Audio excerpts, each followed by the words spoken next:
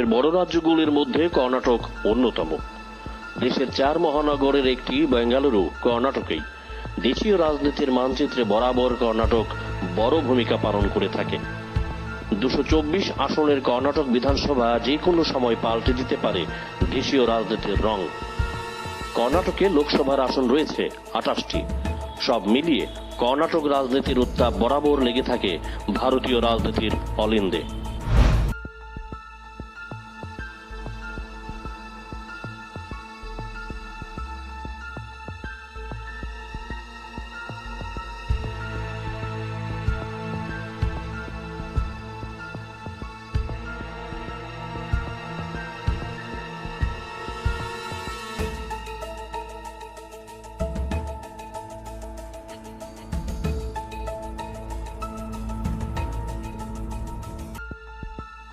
আগামী মাসেই কর্ণাটকের বিধানসভা নির্বাচন। 10ই মে অনুষ্ঠিত হবে ভোট। 224 আসনের কর্ণাটক বিধানসভার ফলাফল ঘোষণা হবে 10ই মে। কর্ণাটক নির্বাচনের জন্য বিজেপি তারকা প্রচারকদের নামের তালিকায় তৈরি করেছে। তালিকায় রয়েছেন 40 জন বিজেপি নেতৃত্ব: নরেন্দ্র মোদী, অমিত শাহ, রাজনাথ সিং, নীতিন গডকরি, নির্মলা সীতারমন, স্মৃতি ইরানি, ধর্মেন্দ্র প্রধান, যোগী আদিত্যনাথ, হেমন্ত বিশ্ব শর্মা, দেবেন্দ্র ফডনবিস সহ অন্যান্য নেতৃত্ব।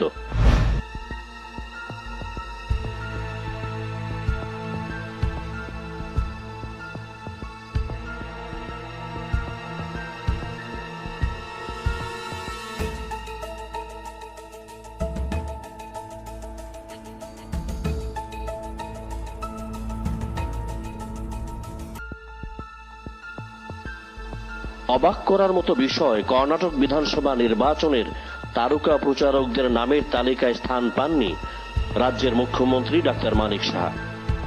এটা যদিও বিজেপির দলীয় সিদ্ধান্ত, কিন্তু রাজনৈতিকভাবে ত্রিপুরার বর্তমান মুখ্যমন্ত্রী ডাক্তার মানিক সাহার মুখ খুব গুরুত্বপূর্ণ। কেননা 2023-এর ত্রিপুরা বিধানসভা নির্বাচনে মূলত বিজেপির জয় এসেছে ডাক্তার মানিক সাহার জন্যই। মানিক সাহার নিষ্কলুষ মুখ বিপ্লব জামানার অনেক ঘটনার কুপ্রভাবকে আটকে দিতে সক্ষম হয়েছে। রাজনীতিকরা বলছেন মানিক সাহার জন্যই বিজেপি পৌঁছতে পেরেছে 32টি আসনে, অন্যথায় তা সম্ভব ছিল না।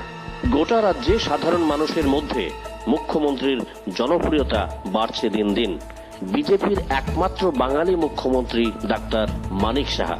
ত্রিপুরাতে বিজেপিকে দ্বিতীয়বার সরকারে আনার পর গোটা দেশে মানিক সাহা এখন পরিচিত মুখ।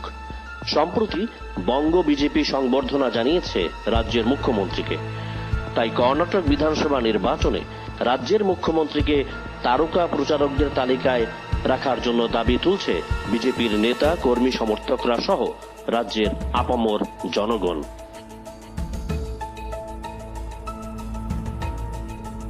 Bureau report, jam 24 news.